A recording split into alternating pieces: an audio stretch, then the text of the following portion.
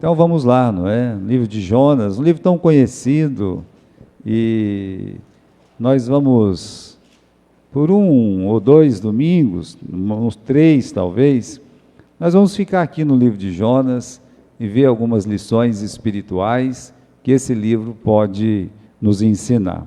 E como primeiro momento, né, eu gostaria de falar para vocês do egoísmo enrustido de Jonas. Nosso assunto aí por algumas semanas é tratando do egoísta que existe dentro de nós. É um tema forte, eu sei, é um tema forte para você, mas é um tema forte para mim também. Eu não estou falando de vocês, eu estou falando de nós, estou falando de mim. Então, a intenção é tratar do egoísta que existe dentro de nós. E o capítulo 1 do livro de Jonas, ele mostra um egoísta que não admite o seu egoísmo.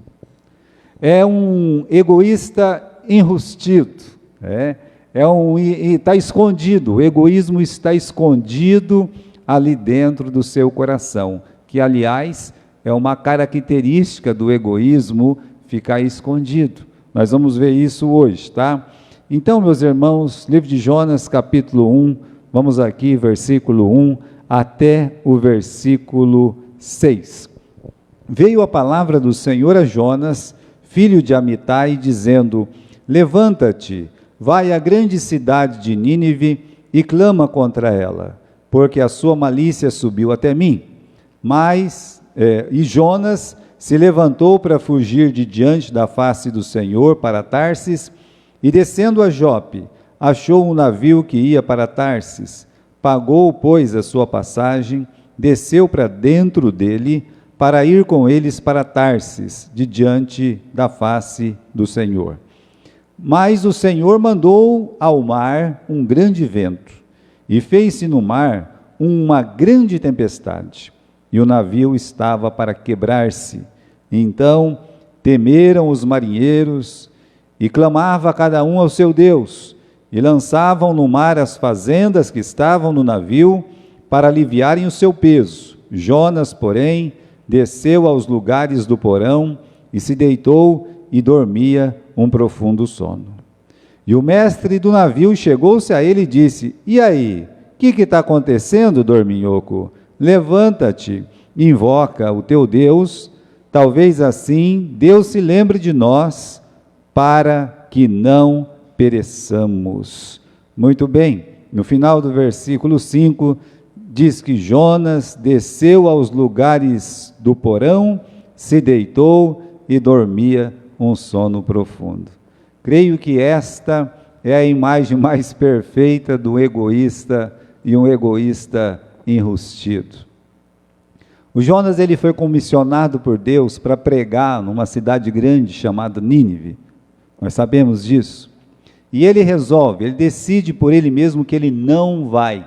E ele pega um navio que dista, meus irmãos, da onde ele foi chamado, mais de 4.000 quilômetros. Ou seja, ele resolve sumir do mapa. Entra nesse barco, esse barco está no meio do mar, Deus manda uma tempestade, está todo mundo morrendo, está todo mundo desesperado, está todo mundo orando, está todo mundo fazendo alguma coisa, e o Jonas não está nem aí.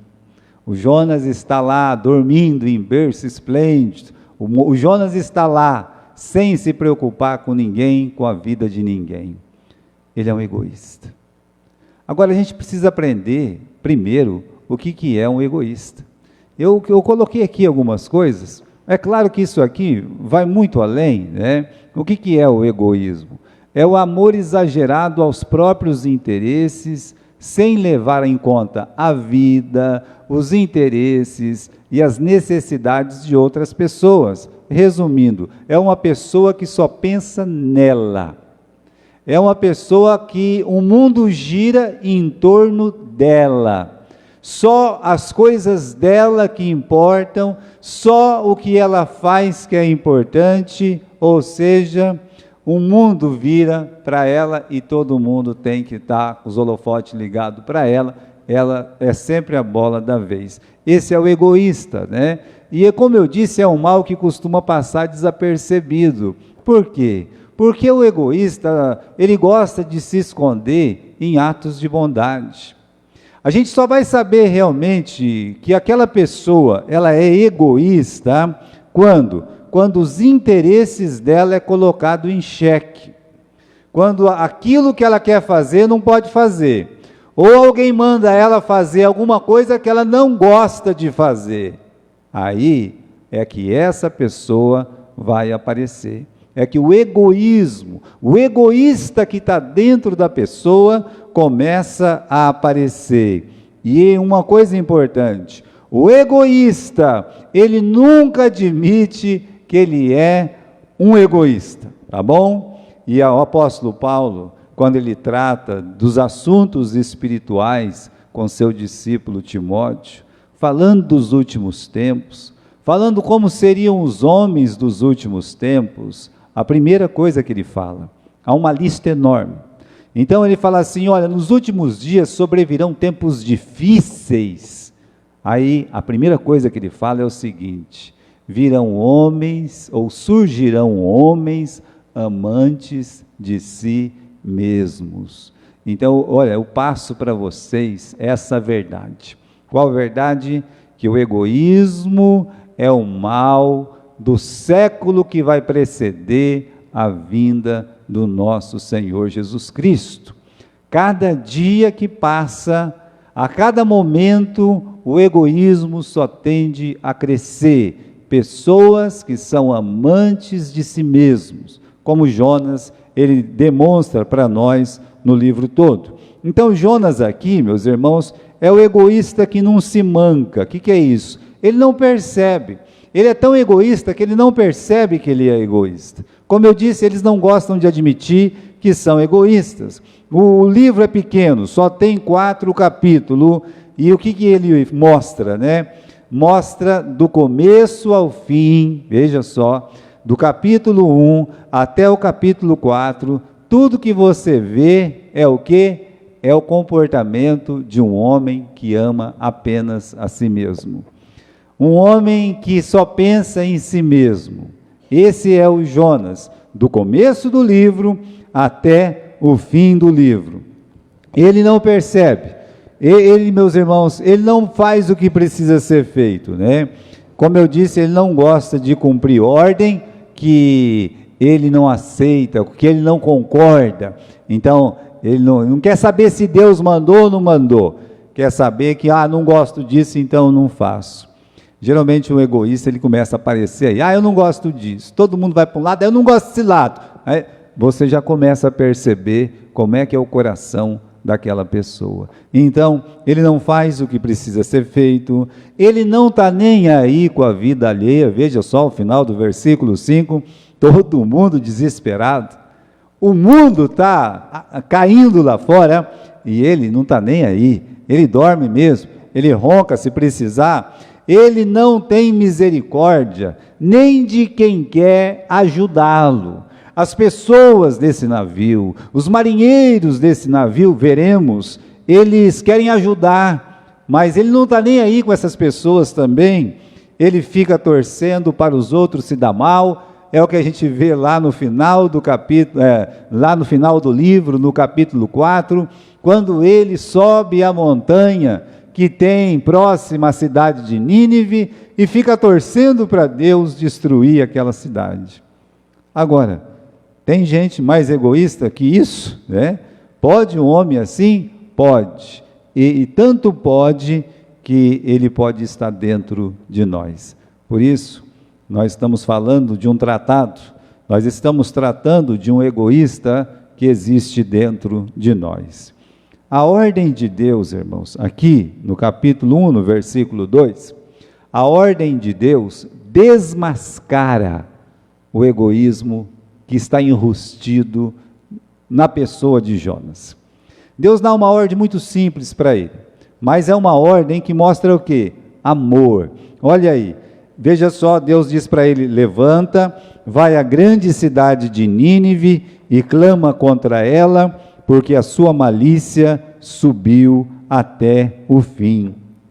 O Jonas não é uma pessoa qualquer. O Jonas é o quê? Ele é um profeta de Deus. É um privilégio. Você, de certa forma, também é um profeta de Deus, quando consideramos que profecia é a palavra. É um privilégio ser um arauto da verdade. É um privilégio ser o comunicador do Evangelho.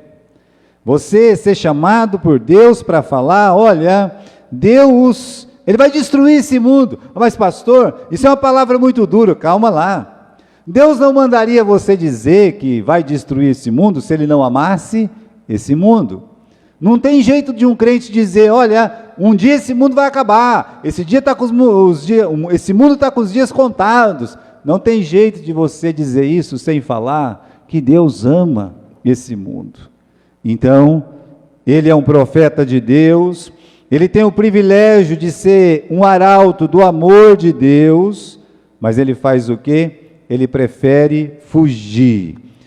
Há uma grande cidade perdida, sem salvação, e Deus, ele manda Jonas pregar contra aquela cidade, contra os pecados daquela cidade, dizendo que aquela cidade tinha um tempo, e Deus, em determinado tempo, ia destruir aquela cidade por causa do seu pecado, por causa da sua maldade. Como diz o versículo 2, a malícia que subiu até mim, diz o Senhor. Agora, irmãos, é uma tarefa simples, para um pregador, é uma tarefa simples, vir e pregar a palavra.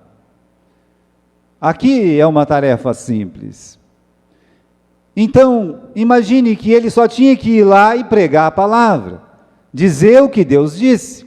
Ele sabia que Deus é soberano, ele fala isso. Então, sendo Deus soberano, eu vou lá, vou falar o que Deus mandou. Só que ele decide não obedecer.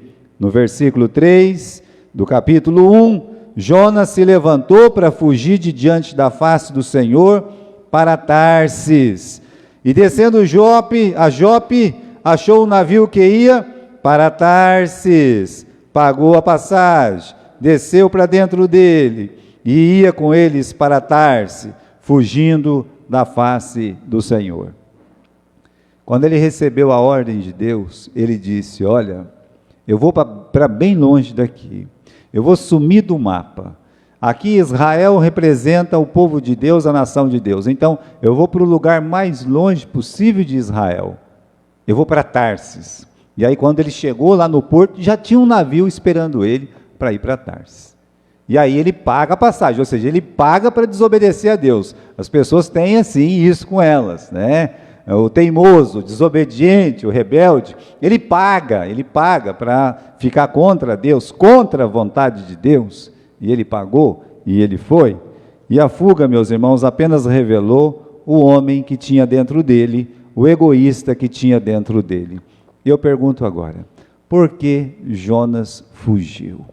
Por que ele fugiu? Talvez você pode dizer assim, não, pastor, eu conheço a história. Eu conheço a história, e eu conheço a história de Nínive. Nínive era uma cidade de pessoas ruins. As pessoas eram más. Ali só havia guerreiros sanguinários. E eu acredito, porque a história conta isso, e não é porque a história conta isso, eu acredito porque a Bíblia fala sobre isso. A Bíblia fala de uma cidade com as mãos cheias de sangue. A Bíblia fala de uma cidade cruel.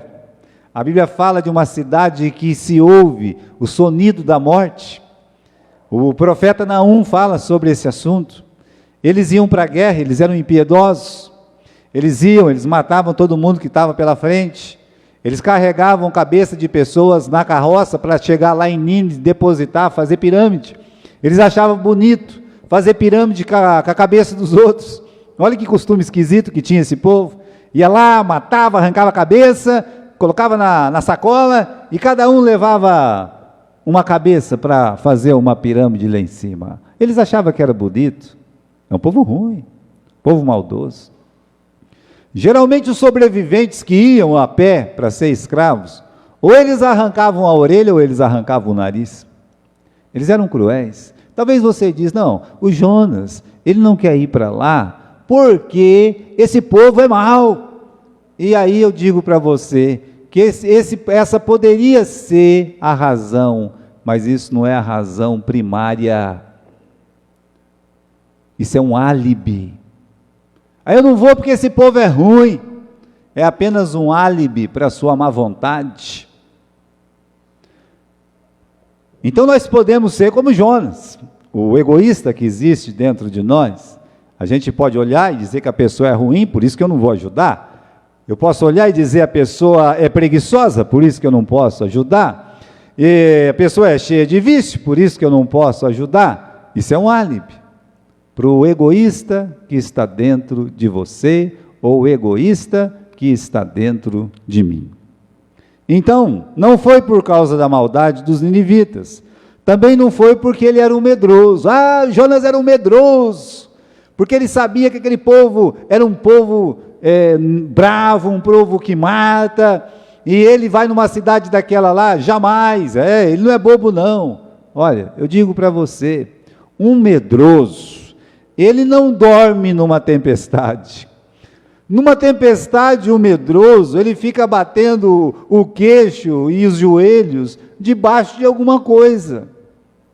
Ele fica lá tremendo o tempo todo, ele não sai de lá, coloca um pano na cabeça, ou entra dentro de um barril, mas ele não vai ficar dormindo como Jonas ficou, não. Um medroso, ele não pede para ser jogado vivo ao mar, ia ficar se debatendo, por favor, não me jogue, não quero morrer, eu sou ruim, mas eu não quero morrer. Ele disse, me joguem ao mar, por 2 vezes, ele disse o que eles deveriam fazer. Veja, um medroso não faz isso, um medroso não entra numa cidade igual a Nínive, dias depois, atravessa falando lá, daqui 40 dias a cidade de Nínive será destruída, fala da cidade todinha, e não tem medo de ninguém. Ninguém levaria uma mensagem dessa, a não ser Jonas. Ele é tudo. Ele pode ser um egoísta, mas medroso ele não era. Agora, por que ele fugiu então? Ele fugiu porque era egoísta e ele odiava almas estrangeiras. Ele não aceitava o fato de Deus amar o mundo. Bem, esse era o problema da nossa história hoje de manhã, no capítulo 10 do livro de Atos, que os crentes, não estou falando dos fariseus, os crentes da igreja de Jerusalém, eles não admitiam que gentios não circuncidados pudessem ser batizados, pertencer para a igreja e nem ir para o céu.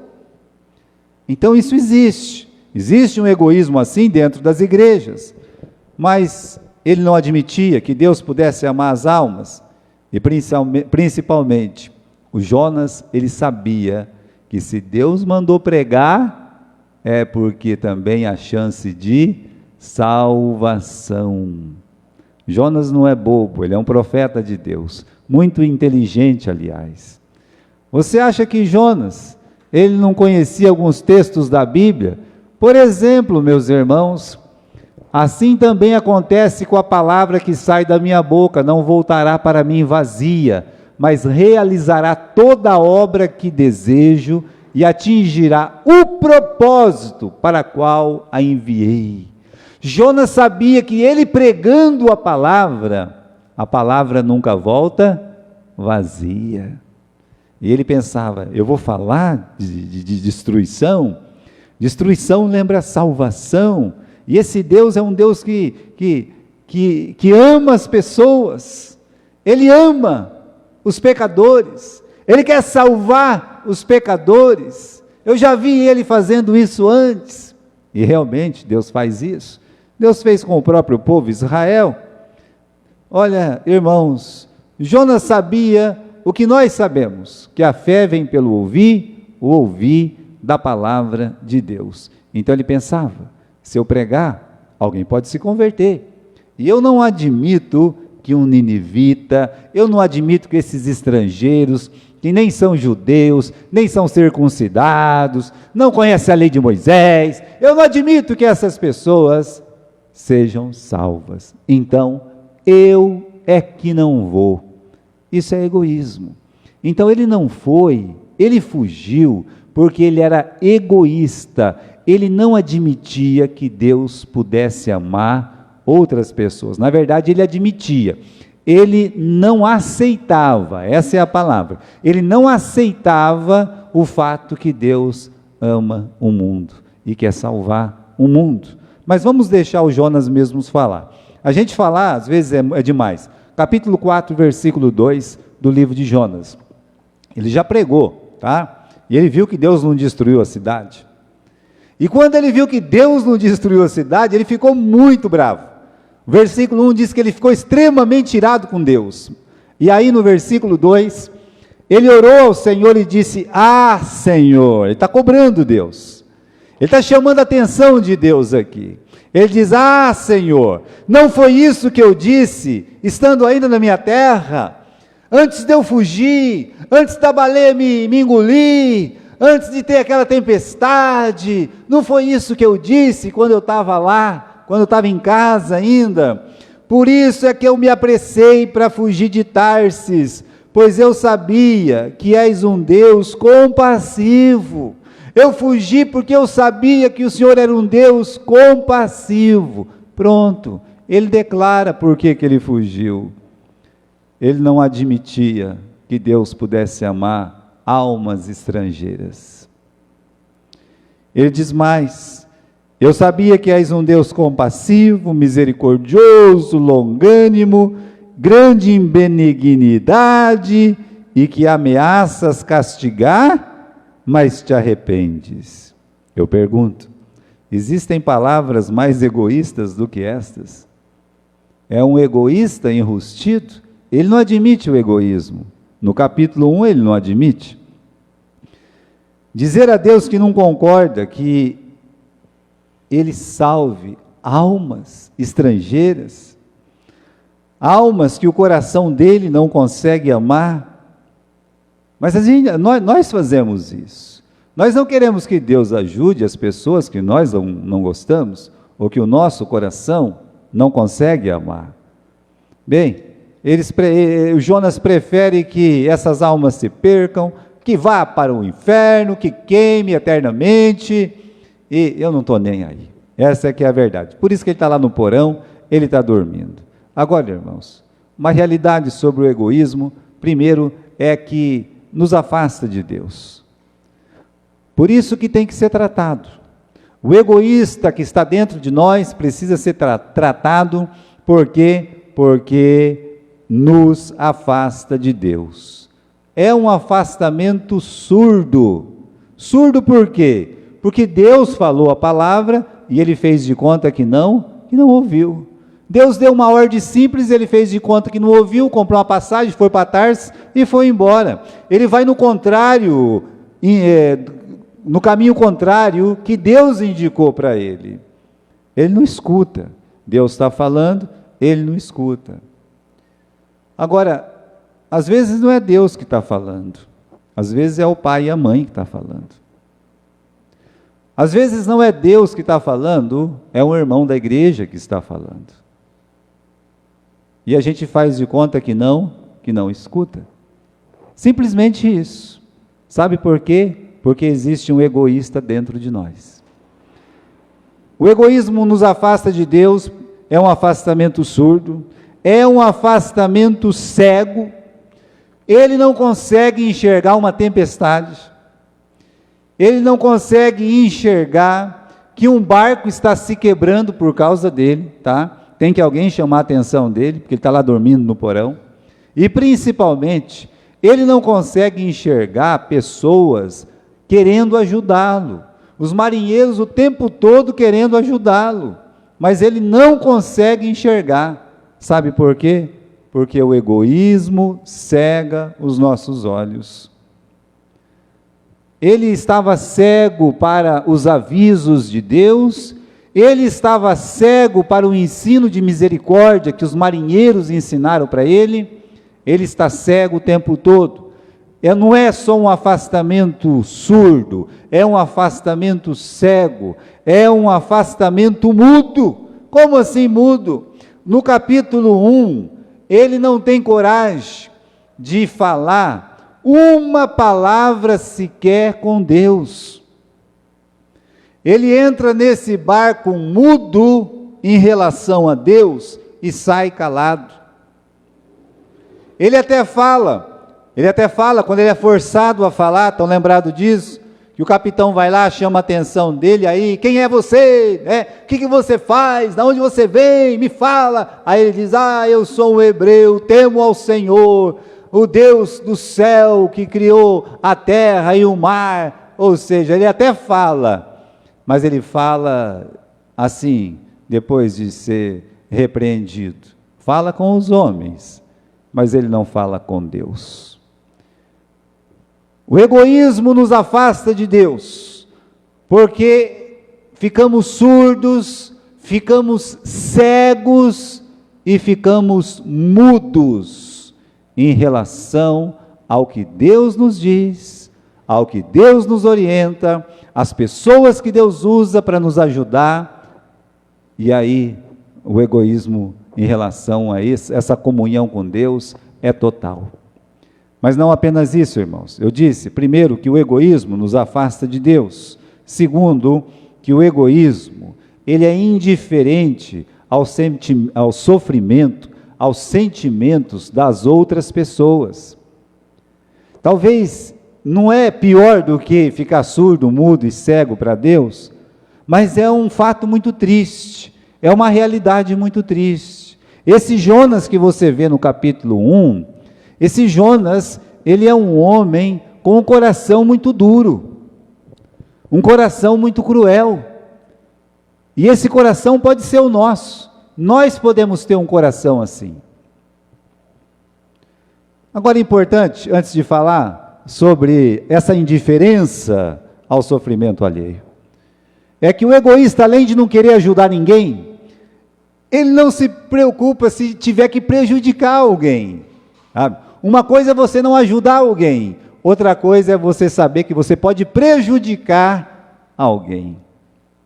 E ele, além de não ajudar ninguém, ele sabe que ele está prejudicando, e ele fica de boca fechada até ser pressionado a falar. Veja, é o egoísta, aqui o tipo perfeito do egoísta, o nosso Jonas. É o caso de Jonas com os marinheiros. Olha aqui no versículo 5, versículo 4.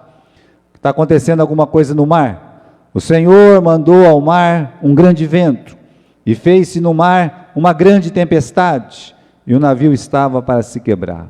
A coisa estava feia. O mar estava revoltoso, os ventos eram contrários, as ondas subiam bem mais do que o normal.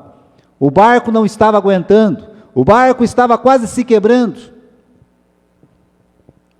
Agora, o egoísta, ele é indiferente a esse mar revoltoso.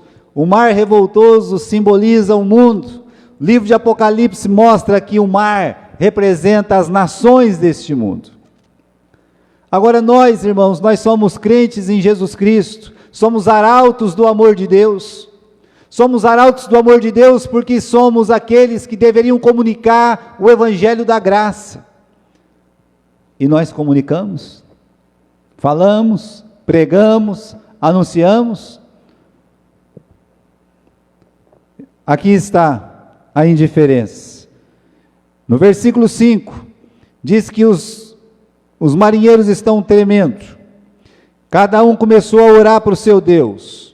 E começaram a lançar pesos, começaram a lançar os seus mantimentos no mar, e também as fazendas do navio para aliviar o peso, e o Jonas, porém, desceu aos lugares do porão, se deitou e dormia um profundo sono. São dois estágios aqui, tá? O barco começou a ir para um lado e começou a ir para o outro, as ondas batendo naquele barco, todo mundo agitado, com medo, parecia o fim do mundo. O Jonas estava vendo tudo aquilo. E aí, quando as pessoas começaram a orar, quando as pessoas começaram a se ajudar umas às outras, tentando aliviar aquele navio, para ele não se quebrar, para sobreviver, ao invés dele ajudar, ao invés dele dobrar o joelho dele, o que ele faz? ele vai deitar. Na hora que as pessoas mais precisam, ele se esconde. Isso é uma lição para nós. Nos escondemos quando as pessoas mais precisam de nós. Ele é indiferente ao mar revoltoso, mas ele também é indiferente às almas desesperadas à sua volta. Está todo mundo com medo. Quanta diferença de Jonas para Paulo. O Jonas, vendo as pessoas aflitas, ele desce, se esconde, ele não quer saber de nada, ele é um egoísta. Que morram, estou nem aí. O Paulo, numa situação bem parecida, e talvez numa situação pior do que essa, porque o navio se perdeu. Ele se levanta no meio de 300 e poucas pessoas e diz o seguinte: o anjo de Deus me apareceu nesta noite e disse que não vai acontecer nada com vocês. Olha, ele é um anjo, ele é um pregador. Você tem que tentar ajudar as pessoas na hora que as pessoas precisam, porque se esconder, se afastar, se esconder debaixo do porão, isso só mostra o egoísta que está dentro de mim ou dentro de você. Só isso. Então o Jonas, ele se esconde na hora que as pessoas mais precisam. Ele se esconde no porão quando está todo mundo se perdendo. Ele fica calado quando todo mundo está orando. Aqui está, meus irmãos, versículo 5, cada um está orando para o próprio Deus, para pedaço de pau, para gesso, para pedaço de pedra. Esses deuses falsos, todo mundo quer clamar, no desespero eles pedem para qualquer coisa, mas o Jonas, ele não pede para ninguém. Ele não se importa se os perdidos o repreendem. Olha, no versículo 6, o capitão do navio foi lá, acordou ele e disse: seu dorminhoco, o que está acontecendo com você? Levanta, invoca o teu Deus. Talvez assim Deus se lembre de nós para que não pereçamos. Olha só, acorda! E ele não acordava. E ele acordou depois, mas ele foi chamado a atenção. Mas olha, meus irmãos, ele é chamado a atenção, ele até se levanta, ele sai do porão, ele vai dar explicação, só que ele não cumpre ordens que ele não gosta, lembra? Ele é um egoísta. Característica do egoísta.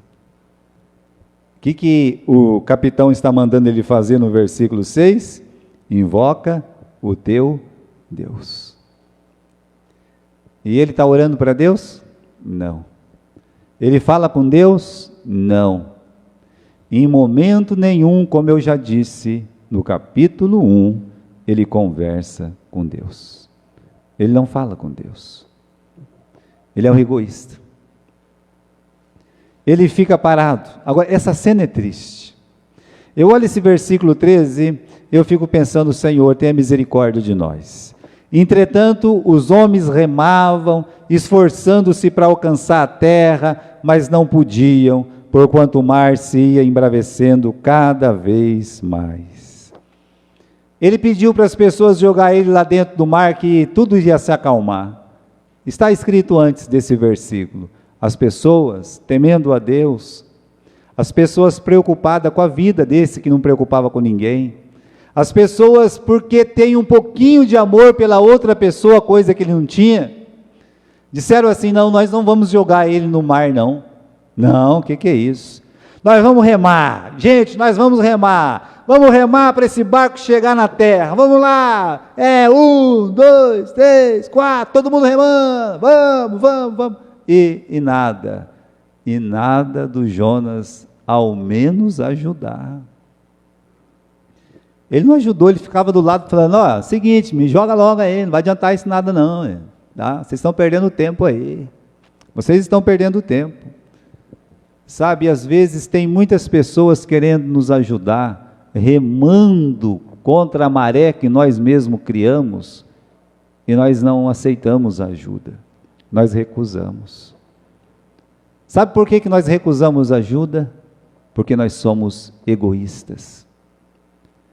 E nem para pegar o remo e dizer, vamos remar junto, fui eu que levantei essa onda tremenda aqui, eu que coloquei vocês dentro desse buraco, vamos remar, rema, né? Vamos remar. Mas o Jonas é um egoísta, ele não pega, como é que chama aquele negócio que rema? É remo, ele não pega no remo, ele não quer, meus irmãos, chegar na terra. Um aviso para todos os egoístas como Jonas, um aviso para mim e para você, um aviso para nós quando o egoísta que está dentro de nós se despertar. Se você quiser ir longe de Deus, saiba que o inimigo sempre tem um barquinho te esperando para colocar dentro e te levar para onde você quer ir. Ele não queria ir para Tarsis, chegou lá e já tinha um barquinho para Tarsis.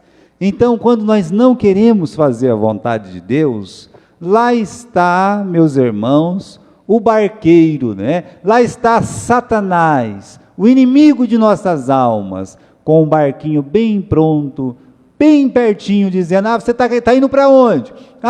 Estou indo ali para aquele lugar ali que não vale nada. É para lá que mesmo que eu estou indo, né? Então você já vai encontrar um barco. Estou indo ali para brigar com fulano.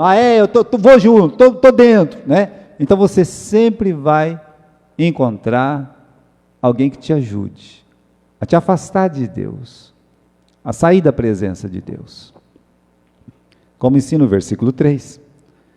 Outra coisa, quando você estiver num barco agitado pelas ondas, por causa do seu próprio erro, o inimigo sempre terá um porão para você se esconder, para você entrar dentro, vai abrir uma caverna para você entrar dentro dela, para você dizer, coitado de mim, pobre de mim, e não ajudar ninguém e não querer ser ajudado. O inimigo não apenas tem um barco para te levar para onde você quer ir, mas ele tem um porão para te esconder, para você não precisar de Deus, para você não precisar das pessoas, não encarar ninguém, não ter que olhar para ninguém. Ele tem um porão. O inimigo fechará os seus olhos para tudo o que está acontecendo à sua volta. Ele não enxergava nada, não enxergava uma tempestade, ele não enxergava nada. Inclusive te cegará, para você não ver que existe pessoa remando para te ajudar. Ele cega você, para você não ver que pessoas te amam, pessoas querem te ajudar, pessoas querem que aquela tempestade passe. Ele vai fechar seus olhos e você não vai ver.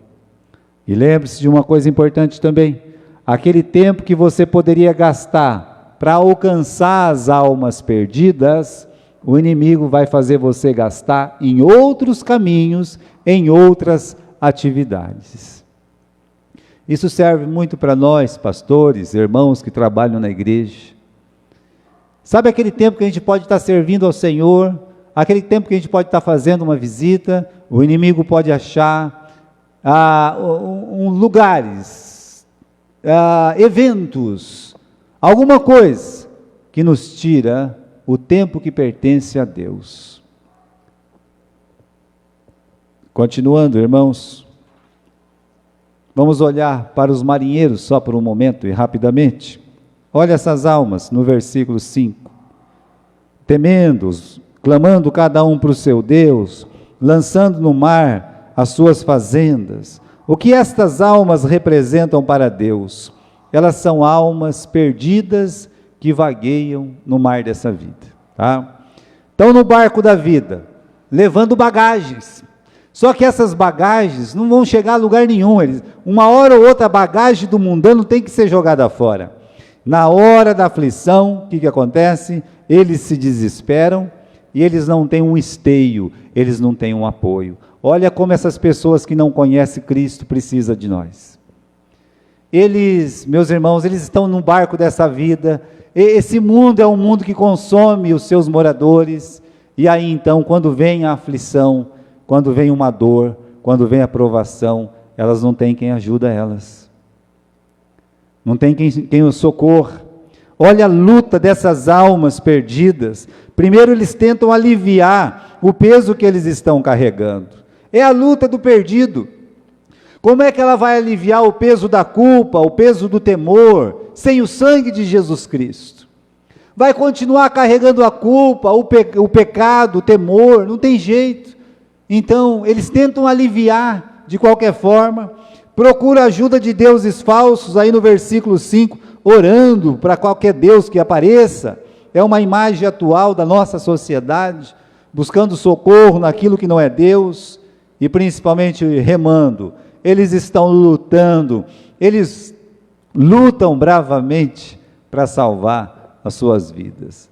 Acredite, meu irmão, o ímpio não quer ir para o inferno, ele não quer. Na hora que a onda bate no barco dele, na hora que sobe a água no pescoço, eles vão precisar de ajuda, e eles não vão saber o que fazer. O que esses marinheiros precisam? Precisa de um crente que fale a verdade, só isso. Uma pessoa que vai lá e diga quanto Deus os ama, que Deus quer salvá-los, que Deus existe, que Deus em Cristo Jesus pagou aquela culpa, aquele temor, aquele pecado. É o que uma pessoa do mundo precisa. O mundano precisa que você fale de Jesus para ele, fale do amor de Deus para ele.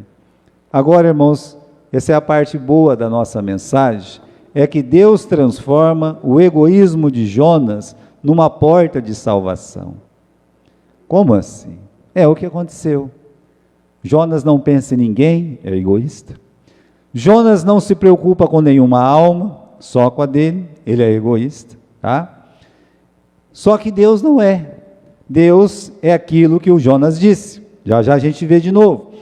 Qual que era a intenção de Jonas em relação aos marinheiros? Olha só, usá-los para ficar o mais longe possível de Deus. Essa era a intenção de Jonas, né? Por quê? Porque ele não se alinhava com o amor de Deus. Então, ele estava usando aquelas pessoas para se afastar de Deus. Aí você vê a misericórdia de Deus, como Deus é um Deus que transforma situações. Então, ele transformou Jonas num caminho de salvação. Como assim? Bom, no versículo 8 aí do capítulo 1, diz que o Jonas foi interrogado. Declara-nos agora por que razão nos sobreveio este mal? Qual é a tua ocupação? Da onde você vem? Qual é a tua terra? De que povo és tu? E ele respondeu: eu sou hebreu, eu temo ao Senhor, o Deus do céu, que fez o mar e a terra seca. Então Jonas se transforma no caminho de salvação, sem querer ser esse caminho. Eles perguntaram: quem é você? Aí ele falou: eu sou um servo de Deus, eu temo ao Senhor. E aí, meus irmãos, que Senhor? Então ele explica: é um Deus que fez o céu, é o Deus que fez a terra, é o Deus que fez o mar, o meu Deus é soberano. Ele está dizendo isso, não com essa palavra, mas com esses dizeres, do controle de Deus sobre todas as coisas. O livro de Jonas mostra isso. Deus controla o vento, aqui no capítulo 1. Deus controla os mares, aqui no capítulo 1. Deus controla os peixes, aqui no capítulo 1 e no capítulo 2. Deus controla as plantas no capítulo 4.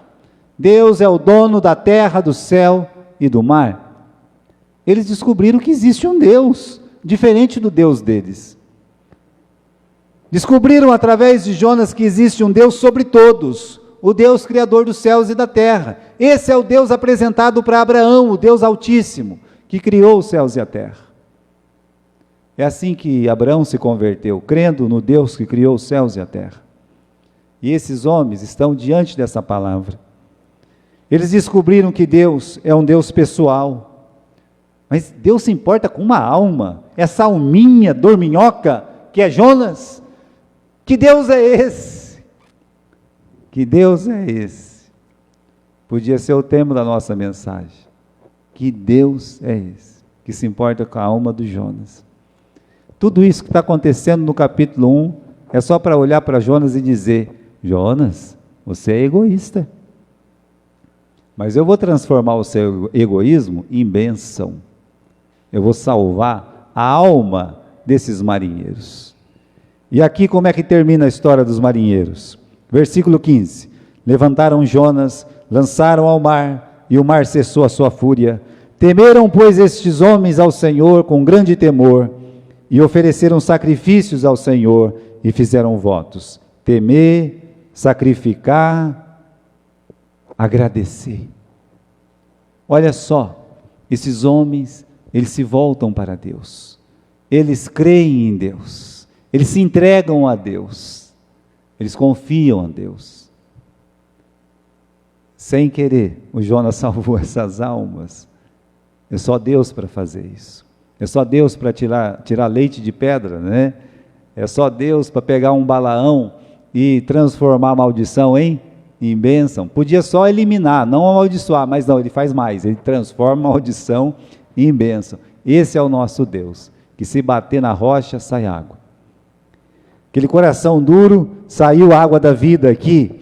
Então Jonas, ele não percebe quão egoísta ele é. Ele não percebe o quanto Deus quis ajudá-lo. Ele não consegue perceber isso. Tudo que Deus fez no capítulo 1, ele não se arrependeu. Ele não aprende a lição de misericórdia dos marinheiros. Como assim, pastor? Olha, o Jonas, ele não se importava com a vida dos ninivitas, lembra? Mas esses marinheiros se importam com a vida dele.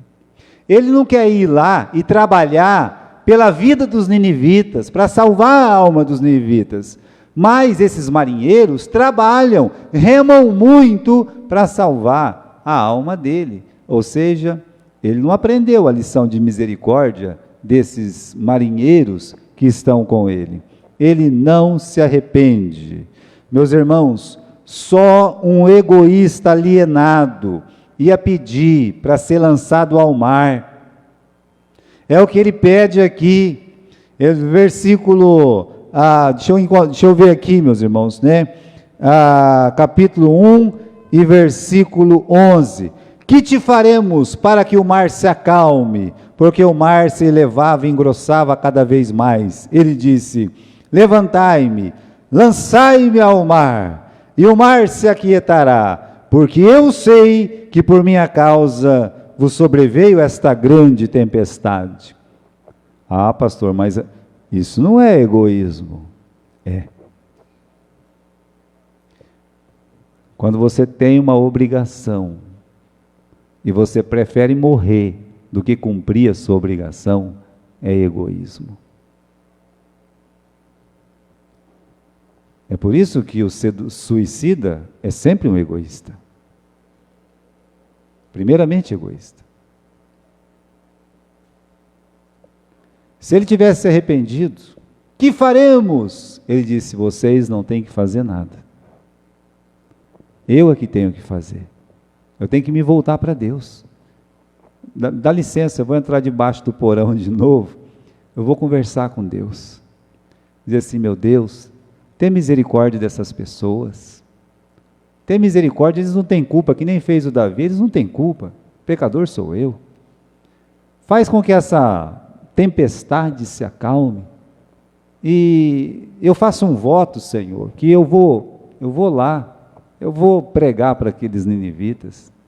O que você acha que Deus faria se ele tivesse feito uma oração? Deus teria acalmado o mar, porque na oração de Paulo, Deus, nenhuma alma se perdeu.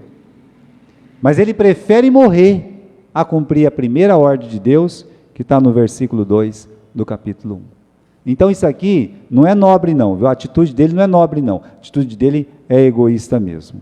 Agora, como saber se eu me pareço com Jonas? Como é que eu vou saber disso, né? O que você faz quando Deus manda você fazer uma coisa que você não gosta? Amar os inimigos é fácil, é a coisa mais fácil que existe. Mas Jesus manda a gente amar, amar os amigos é fácil, né? Mas Deus manda a gente amar os inimigos, aí é mais difícil, amar, orar por eles, querer o bem deles, querer a salvação deles. Nós sempre escolhemos quem vamos pregar, para quem vamos pregar. Quando a gente lê o Sermão da Montanha, aí fica claro o nosso egoísmo. Então, irmãos, duro é amar quem me odeia, quem me prejudica. Então, o que você faz quando Deus manda você fazer uma coisa que você não gosta? Aí começa a despertar o egoísta que está dentro de nós. Você vê as pessoas sofrendo, você ajuda? Colegas de trabalho que não sabem fazer o serviço, você sabe. Você ajuda? Você vai lá e diz, deixa eu te ajudar?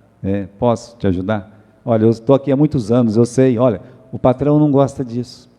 Se ele pegar você com o ombro aí nesse balcão, ele vai chamar a tua atenção. Mas a gente fica só esperando, né? O camarada com o ombro lá, um olhando para o outro dando risada, já vem a bronca, aí já, que vale? E assim, mas isso é egoísmo também. Irmãos que carregam temores, que carregam culpas, você fica de longe olhando, querendo que a coisa piore. Está vendo só? São pessoas que sofrem e nós ajudamos.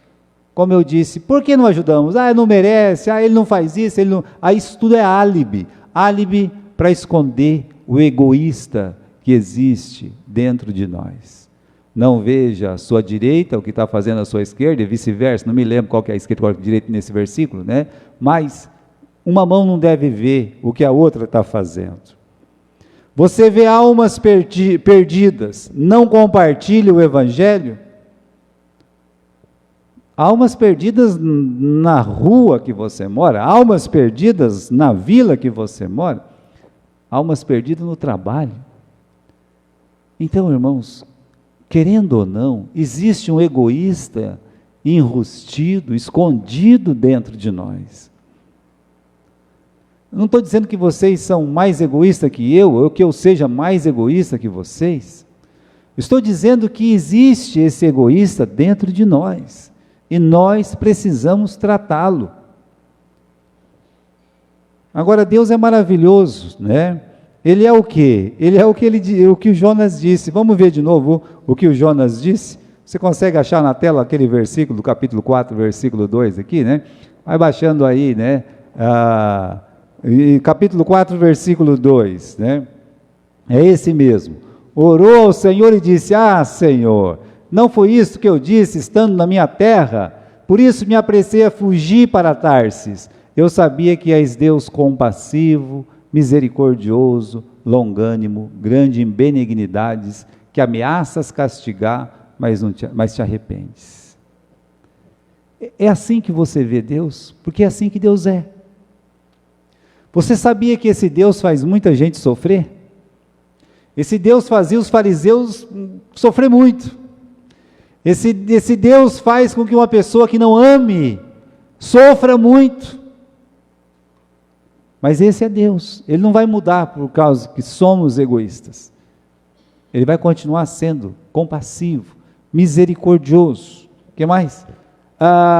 Longânimo, quer dizer paciente, grande em benignidade, e que ameaça o castigo, mas se a pessoa se arrepender, ele tira a mão. Você gosta desse Deus?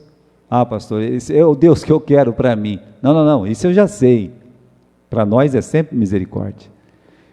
Esse Deus, ele é favorável a você, quando você olha para as pessoas, que você não se dá bem, que você não gosta, que você odeia, ou o mundo que nós odiamos, e aí? Então, esse Deus é maravilhoso. E que contraste entre Jonas e Deus. Por ódio de almas estrangeiras, ele resolveu fugir. E agora, né, a trágica escolha dele culminou no quê? Né? Na salvação de almas estrangeiras. Né? As pessoas que se convertem aí no navio são almas estrangeiras, tudo que ele não queria. Só está aumentando o número de almas estrangeiras por causa do ódio dele. E é isso que deixa, meus irmãos, o egoísta mais triste, é saber que a pessoa que ele quer o mal se dá bem. Aí é o fim da picada, né? Então, e aqui está, ele não quer salvar almas estrangeiras, e de cara já salva uma dezena aí de almas estrangeiras no navio, e é impressionante como Deus salva aqueles pelos quais Jonas não se importa e não ama. Tudo porque ele é um egoísta. Agora, irmãos, nós devemos reconhecer, se temos um problema aqui, um problema ali, se há um egoísta dentro de nós, antes que uma tempestade venha e sejamos jogados no mar, a gente tem que se arrepender, a gente tem que mudar, a gente tem que tratar. Essa é a verdade de Deus, ensinada pela vida do profeta Jonas, no capítulo 1. Amém?